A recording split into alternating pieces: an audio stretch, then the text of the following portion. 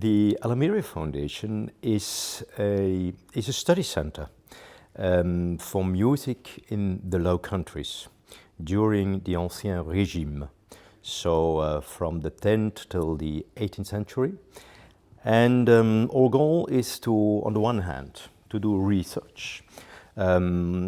We have a lot of manuscripts in archives, so we can study the manuscripts, we can see that there is music inside, but we have always the luck, if there is music inside, that it's also possible to make sound.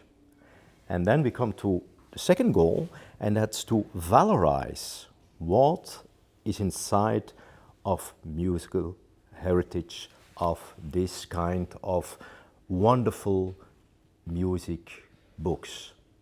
So we have research and we have valorization.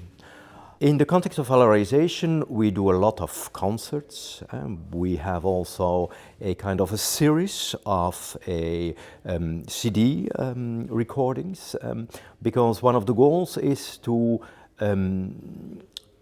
find unknown music, sometimes anonymous, and to recreate that music written and composed in the 15th century in the Low Countries. Because you know, in the 15th and 16th centuries, Flanders and the Low Countries was really very top level for writing music. So the artists at that moment were not only the Flemish painters, but also the Flemish polyphonists, the Flemish composers.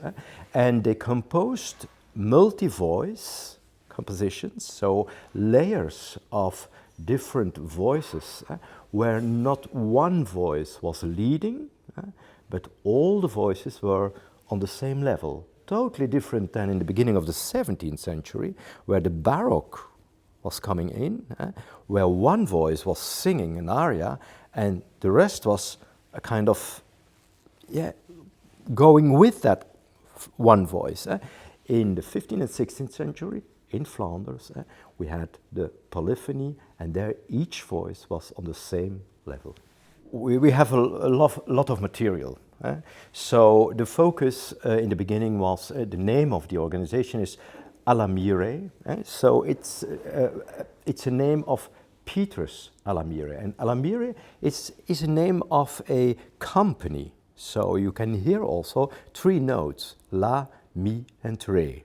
So Petrus Alamire was born in Nuremberg as Petrus Imhof. He came from Nuremberg to the Low Countries and he started a company. And in the company he made a lot of wonderful music books on parchment, not only with the music but also with wonderful, beautiful illuminations.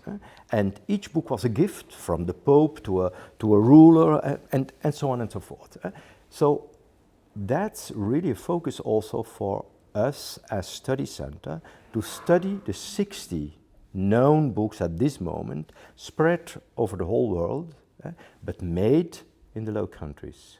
60 books with more than 600 pieces from Josquin des Prés, Jean Mouton, Johannes Ockeghem, Jacob Obert, and a lot of other mostly unknown polyphonists. So it's a richness, it's really a richness. So we have done for years research on that kind of music, on that kind of published manuscripts, and we are doing still today a kind of valorization of these wonderful pieces. Not only in concerts, but also in documentaries.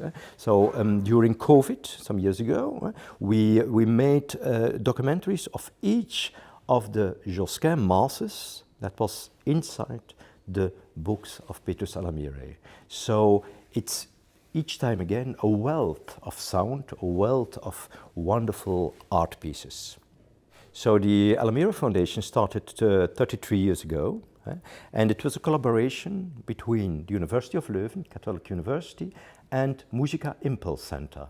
And Musica Impulse Center is in education, is there for education in Flanders. Education for the kids, education for also for adults. So they came together, and also there's already the mission the mission on the one hand of the research and the mission of the valorization. In the beginning, they worked with money from government, but always project money. And since 2018, we have a kind of a structural subvention from government, from the Flemish government. So, and we have money from culture department, and we have money from the Department of Innovation and High Tech.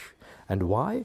Because recently we've invested a lot in doing research together with the engineers from the university. Why? Because on the one hand, we have the heritage, the musical heritage, the books made in the 15th century on parchment, very precious, but we can put high tech to digitize that kind of music. So it's possible to work on the music with the screen of a computer, and we can blow up because we are digitizing on 150 million pixels. So that's a lot.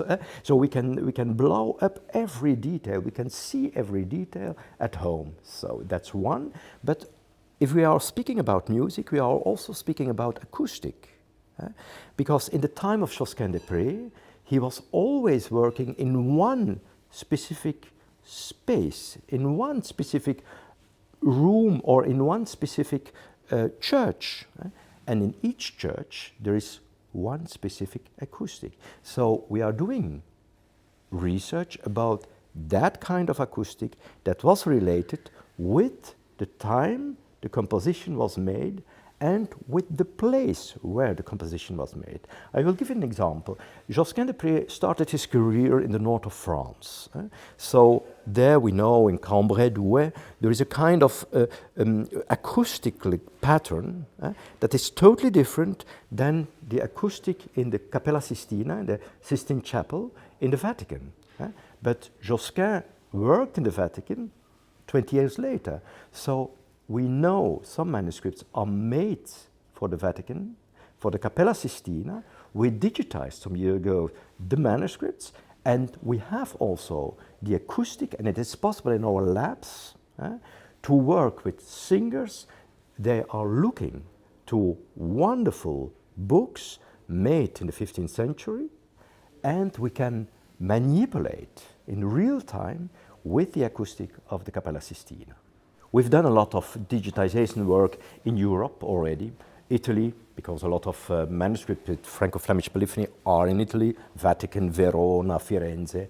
We've done projects in France, in the Netherlands, and in the coming years we will focus on Central Europe. Why?